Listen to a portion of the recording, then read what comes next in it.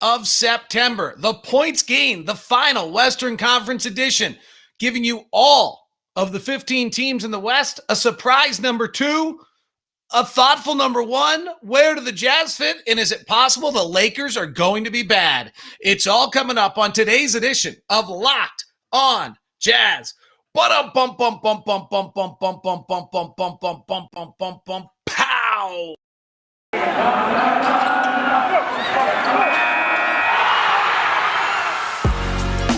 You are Locked on Jazz, your daily podcast on the Utah Jazz. Part of the Locked On Podcast Network, your team every day. Hello, I'm David Locke, radio voice of the Utah Jazz, Jazz NBA insider. This is Locked on Jazz, your daily podcast on the Utah Jazz, giving you insight, expertise, geeky numbers, and hopefully making it way better to be a Jazz fan each and every day. We are free and on all platforms, including broadcasting live on YouTube today. So thanks very much for joining in. Make sure you tune in to Locked on NBA with Jackson Gatlin and Matt Moore, telling you on NBA's stock up and down, and follow the NBA podcast on YouTube as well, and wherever you get your podcasts. Locked on NBA, the national show, still clicking every day of the week during the off season. Thanks very much for tuning in. As I mentioned, I'm David Locke. Here is what Points Gained is. Points Gained is an exclusive offensive metric to this program in which we look at a player's individual efficiency use on a possession. How efficient they are in an individual scoring opportunity. Then the amount of scoring opportunities they get in a game, that's a real skill. Certain players can and can't get those. Builds into a met number, which is your points gained. And it has generally been a very good indicator of who the most impactful offensive players in the NBA are. It values a few things differently than what you might anticipate. For example, it was very early in taking in the evaluation of a Duncan Robinson or a Doug McDermott or a Kyle Korver in Atlanta and things like that, with a high volume three-point shooters at a high percentage. Joe Ingles last year certainly would fit into that. It also values a dunk, because it's the single most efficient possession you can get in the game.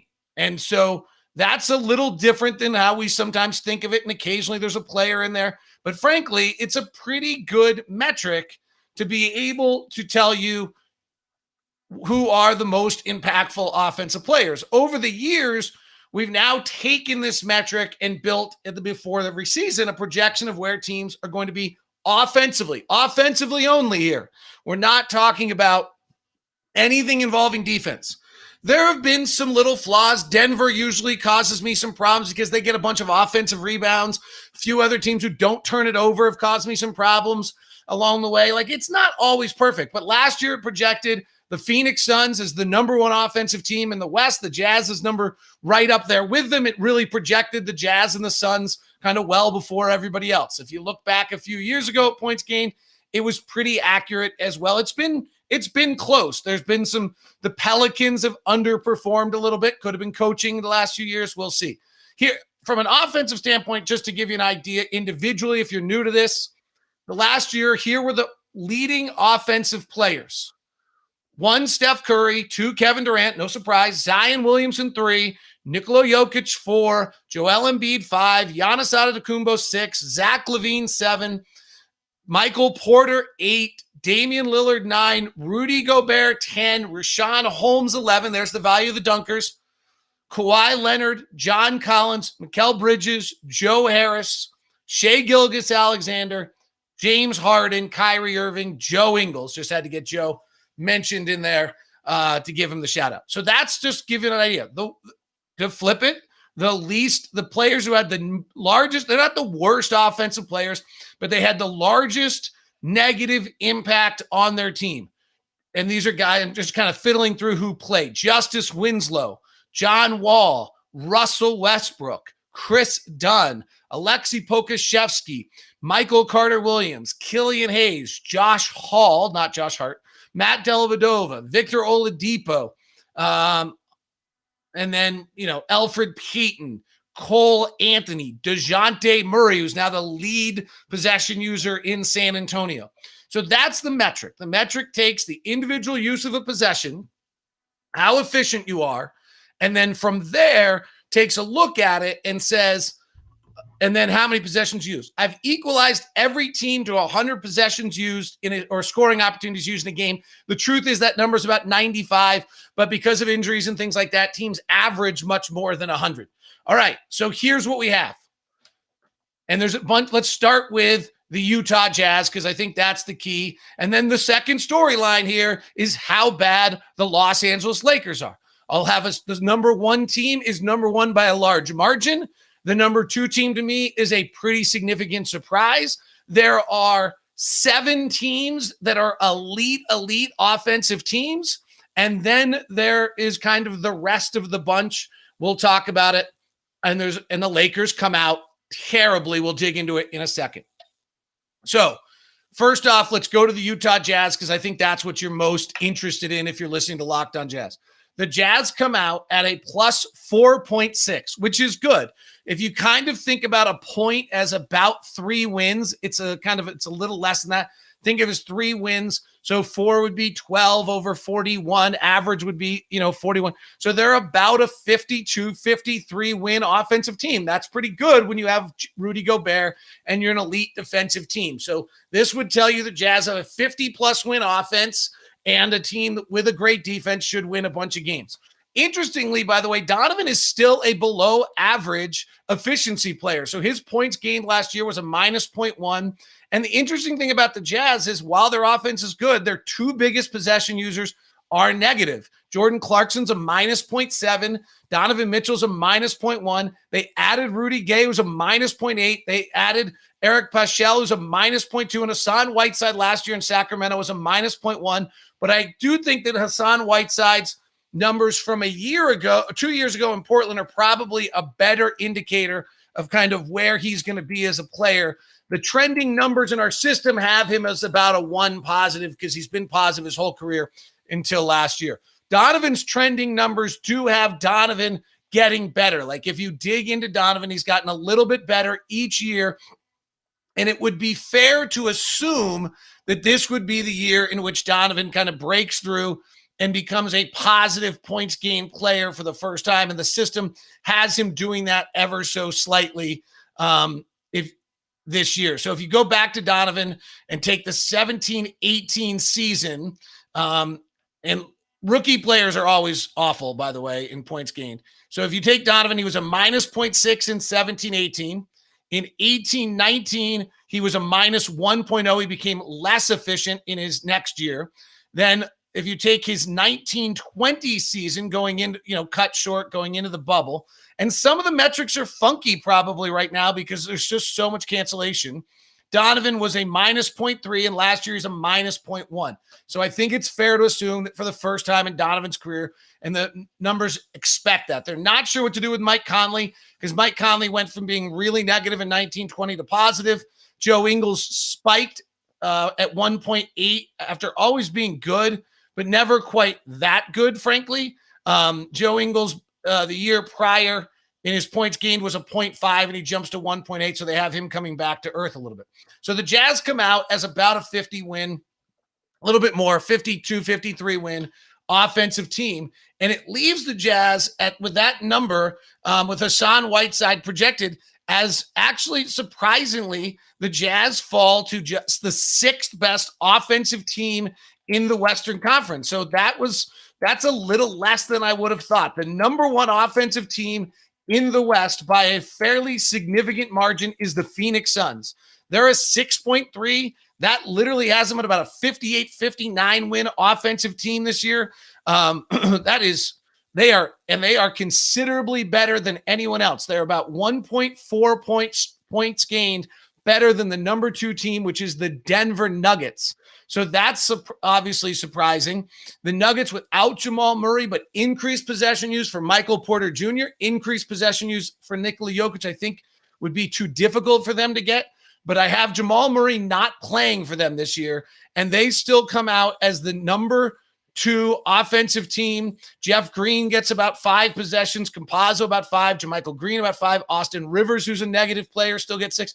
PJ Dozier increases his possession usage, and he's a negative player. But the dominant offensive efficiency of Nikola Jokic and Michael Porter Jr. as their 1 and 2 options, using half their possessions, both as top 10 points gain guys, throws the Nuggets into the number 2 team in the conference. Pretty surprising to me there that Denver is sitting at number 2 in the entire conference offensively. Jokic is obviously great, but without Jamal Murray and other pieces. All right, who are the other ones? So the Jazz came in at 6. The Suns came in at 1. The Nuggets came in at 2. Who is next? Who's 3, 4, 5? Who's 7? And where do the Lakers slide to? We'll look at all those things as we continue on the Western Conference Points Gain Breakdown on today's show, which is brought to you by Built Bar. They had Puffs. Puffs, my friends. Puffs are available. A brand new product, coconut all, and now another brand new. The Puffs are gone. Oh, and now another brand new product, Coke Protein Balls. Protein balls. Gosh, be careful how you say that. Peanut butter brownie, coconut almond. I won't be trying either of those, but 100% real chocolate, only because I'm allergic to nuts. 100% real chocolate, 100% delicious.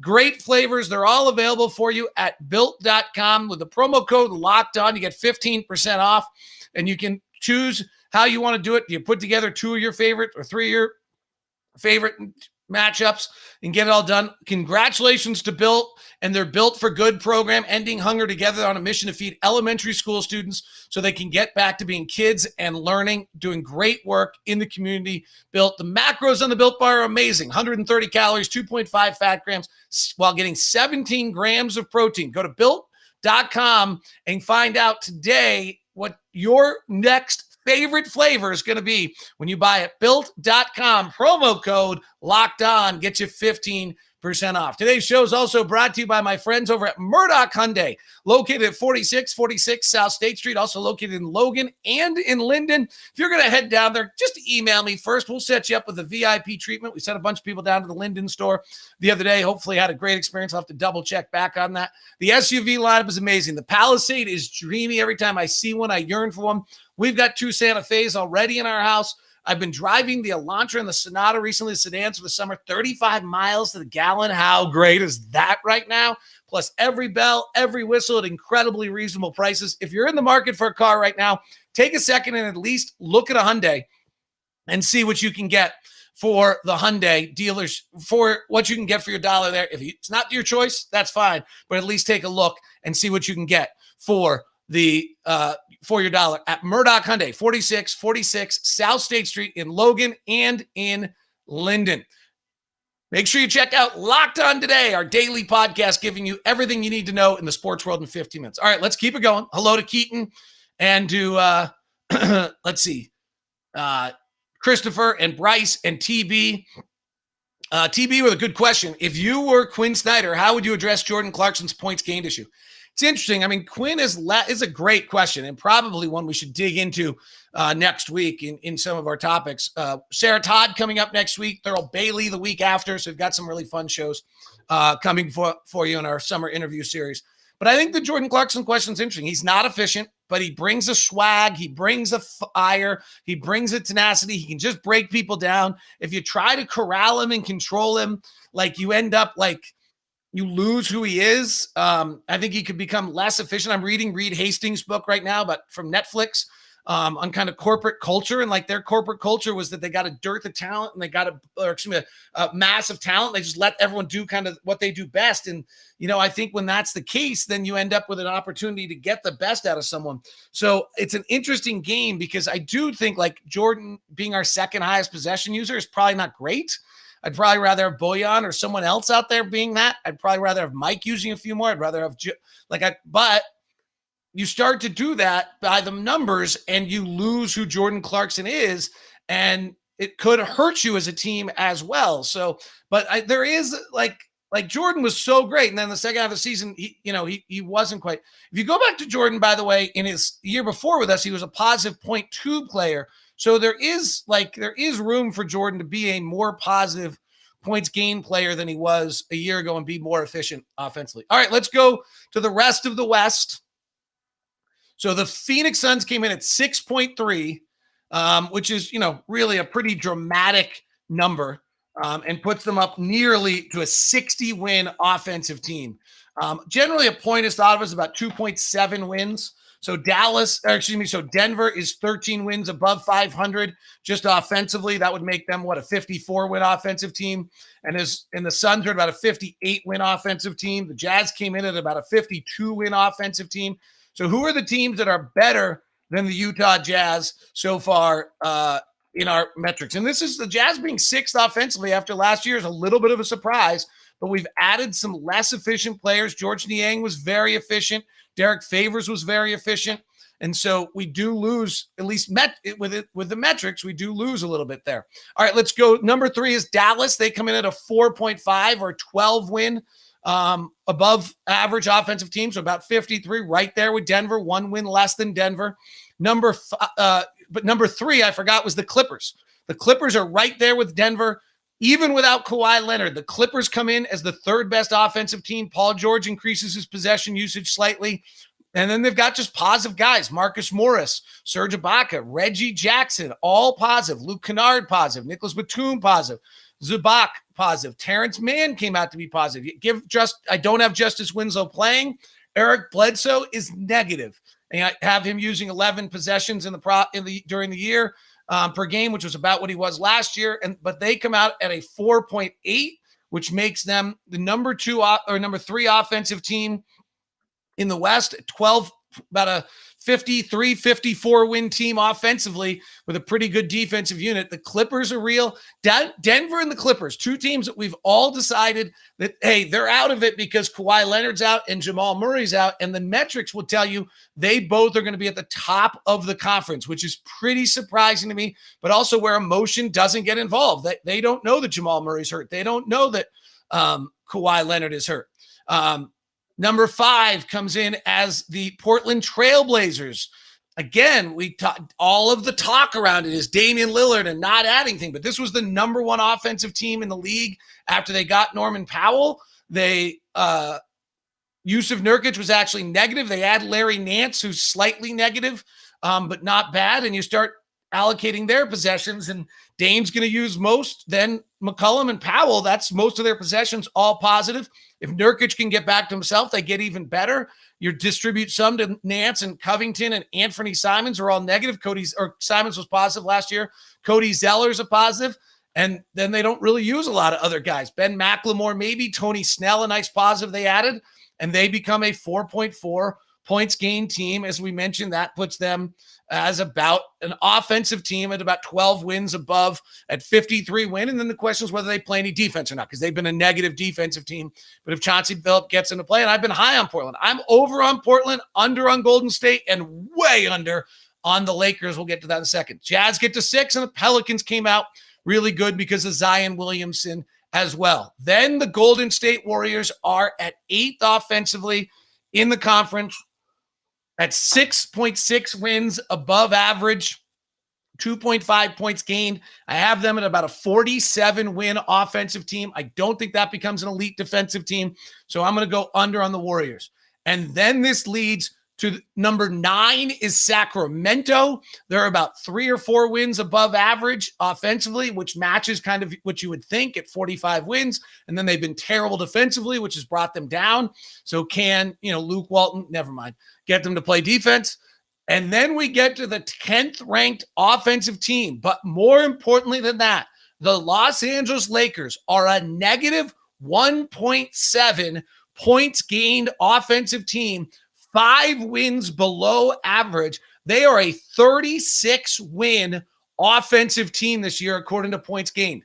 Again, we can start digging in now, and we will, of why this is wrong and why it came out this way. But this is also a pretty dramatic number for us to be looking at for a team that is predicted to be the number 1 team in the NBA for the Western Conference to over under. I mean, it's kind of a crazy thing, and to look at it and to think about it that way, but I don't see, again, this is just numbers. It's not looking at anything else. It's not analyzing anything else. It's not trying to Perfectly understand all the potential weaknesses that might exist here. But on the same time, the whole essence of the Nuggets and the Clippers being better than we think and the Blazers being better than we think is we've eliminated emotion, looked at pure numbers, and what the numbers would tell you is the Lakers are a 35-win offensive team this year. They are going to have to be an elite defensive team to be good, and that's a lot to ask a 37-year-old LeBron, a 37-year-old Carmelo Anthony, an aging Rajon Rondo, a 30-year-old plus team all needed who doesn't really want to take the regular season seriously is suddenly a totally inefficient offensive team. We'll see. Now, are they going to be great in the playoffs? Can LeBron dig back in? Can Anthony Davis have a playoff run like he did to win the championship? Can Russell Westbrook do Russell Westbrook things for the 8 minutes, which those two guys aren't on the floor? Maybe. Are they coming from a home court advantage? No. I do not think there's a chance the Lakers have home court advantage in the first round of the playoffs this year. I actually think we're going to see a similar struggle to last year for them of trying to stay out of the play-in game and having to make it into the regular playoffs and not get caught in the 7, 8, 9, 10 playing game. I know that's crazy, but these metrics have not been far off in the years past, and it's not as though they're close to the rest of the group. Everybody else we just talked about is a plus 4.5, plus 4.9, plus 4.8. Pelicans are plus 4.1.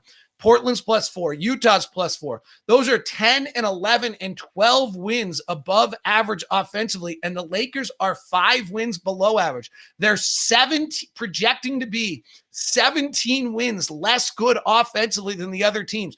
The metric's not missing by that much. Maybe it doesn't understand LeBron coasting through last regular season. Maybe it doesn't understand the Lakers were on a hangover for the entire year last year. Maybe it doesn't entirely understand that Anthony Davis just had a weird bad year last year and he's a much better player. Maybe it doesn't understand how Russell Westbrook gets everyone to play harder. You're right. It might not. And so 17 might be too much, but it's not 0. It's something significant, and we'll break down why when we continue and look at the Lakers and try to poke holes in this as well as we continue today on Locked On Jazz. Today's show is brought to you by Sweat Block. What an amazing product. When you're doing a show like this and you're pitting out and you're just totally fired up and you're sweating, you're getting crazy, and then you don't want it, then you wish you'd use Sweat Block the night before. Sweat Block is an incredibly strong, effective clinical antiperspirant that allows you apply it at night before you go to bed, and the next morning you wake up, wash, go about your day, nothing. I know it sounds too good to be true, but Sweat Block once or twice a week keeps you dry the whole time. No more pitting out. No more picking up shirts based on the sweat lines on them and having to get rid of them. You can get it all at sweatblock.com. Promo code Locked On. This has been around for a while. It's doctor created, doctor recommended. Dry shirt guarantee. If Sweat Block doesn't keep you dry, you get your money back. Featured and tested on the Rachel Ray Show by firefighters, not by cooks and chefs, but by firefighters.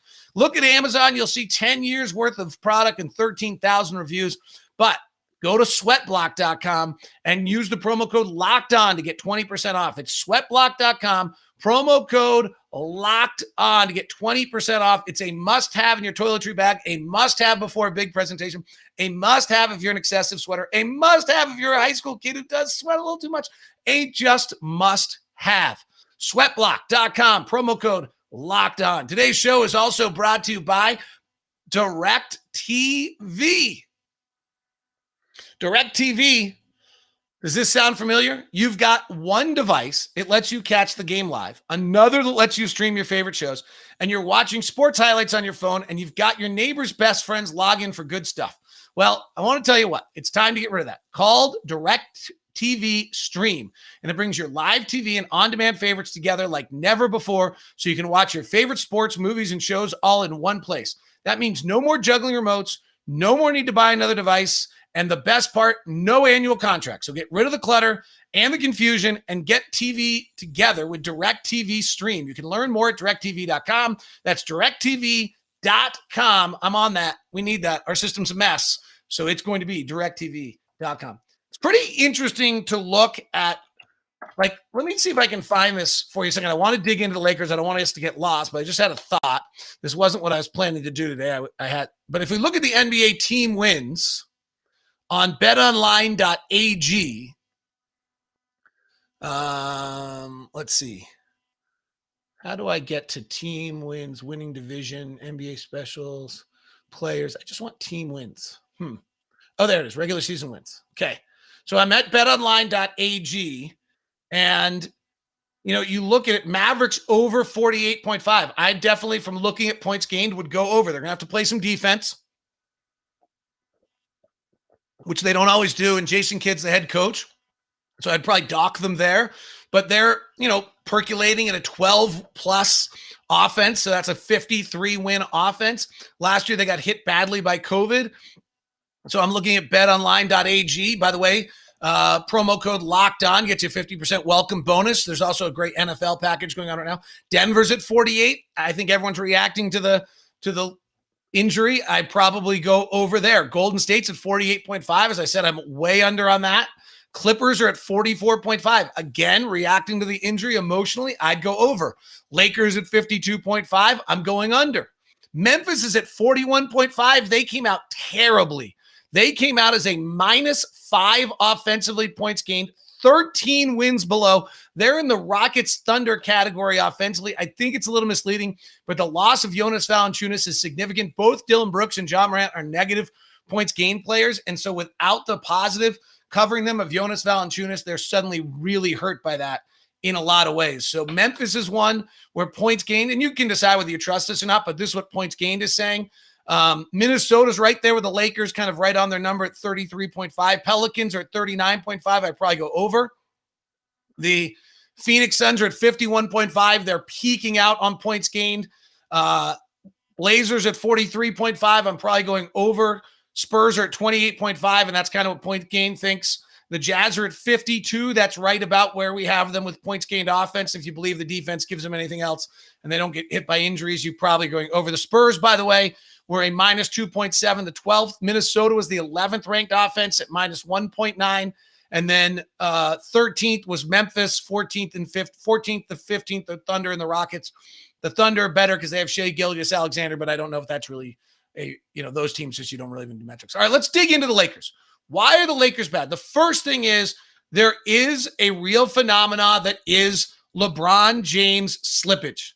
That is true. LeBron James, who in years past was one of the best in the 16-17 season, he was the 5th best points game player in the league at 2.8. In 17-18, LeBron James was the 5th best offensive player at 2.8. In the 18-19 season, LeBron James was one of the elite offensive players in the league. He slipped down a little bit that year, but he was still, up in the elite players, but he slipped to 1.3. So in 16-17, he's at 2.8. 17-18, he's at 2.8. 18-19, he goes to the Lakers. He becomes a 1.3. In the 19-20 season, which is kind of funky, and obviously we're starting to take, he's seemingly taking the regular season. He drops to 0.6, 2.8, 2.8, 1.3, 0.6. Like I know you're the greatest player that's ever played in the history of the game, but at some point aging kicks in. He perked back up to 1.3 last year. But I don't think LeBron James is capable of the 2.8 points gained offensive player that he once was. It's a significant slippage in who he is as a player. He's still great. And in the playoffs, coming from the 6th or 7th seed, you're absolutely right. This may all be irrelevant to what they are as a regular season team, but LeBron as a regular season lead offensive player is no longer in the elite level of efficiency. His game has slipped. You can see it in the metrics, and he's not that player. Now, here's what's interesting is who is Anthony Davis? Let's look back at Anthony Davis's last 5 years. The 16-17 season in New Orleans, his points gained is a 1.3. In 17-18, he hits his peak at 2.5. In 18-19, he goes back to 1.6. In 19-20, he goes to the Lakers. He's a 1.9. And in 2021, he has a terrible season last year, and he's a negative points gain player. So this is dramatically impacting. He's a negative 0.6. This is dramatically impacting the Lakers because it now projects him to be an even player. I think that's wrong. I think you have to expect that Anthony Davis comes back to being the 19-20 player, which is about a 1.9 or a 2.5. Let's give Anthony Davis a huge jump to being back to an elite player as a 2.0 player. And if that happens, then suddenly the Lakers are a +1 points gained. That's simple. Anthony Davis doesn't have the terrible year he had last year and comes back to the normal year he had. And maybe I'm giving him a little bit too much of a bump.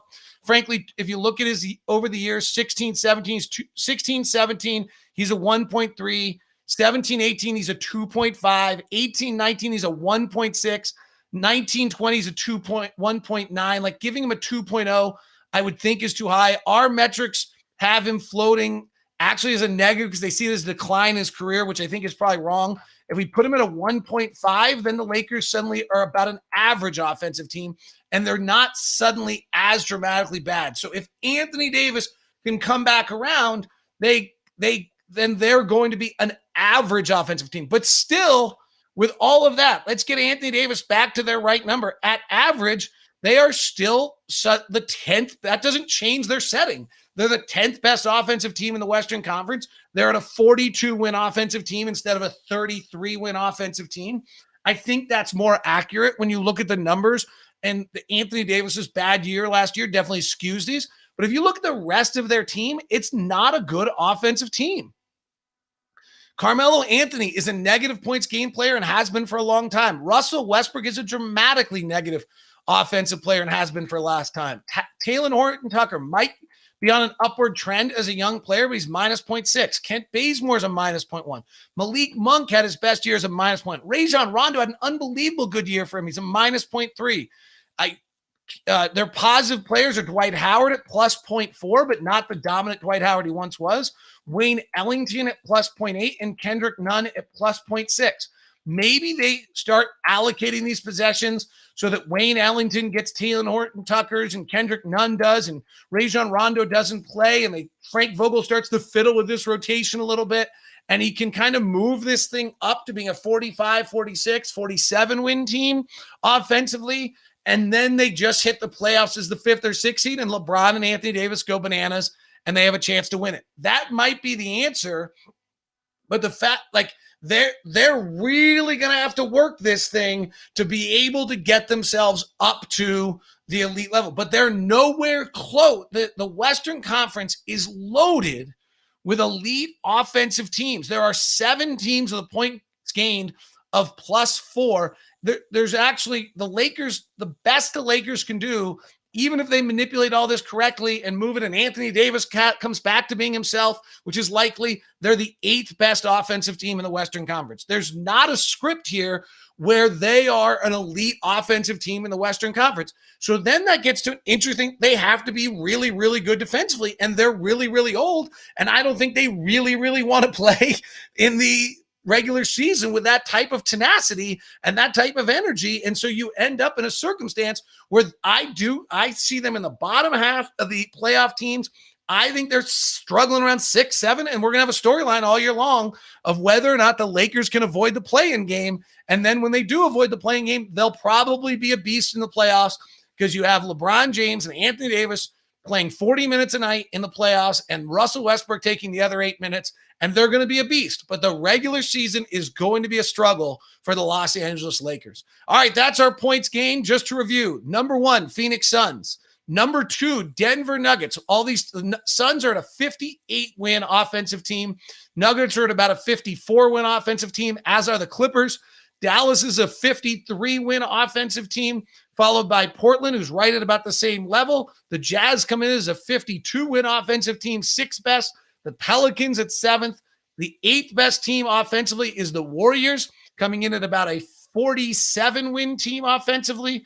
The 9th best team is the Sacramento Kings. 10th is the Lakers. Even if we give them the bump, they're a 42, 43-win offensive team, followed by Minnesota, San Antonio, Memphis with a massive drop and disappointment, and then the Thunder and the Rockets wrapping it up. That is your points gained Western Conference breakdown. Would love your thoughts. Feel free to hit me at DLocko9. Have a great one. Thanks for tuning in. Next week, Sarah Todd and Thurl Bailey interviews coming up over the next 2 weeks. Thanks very much.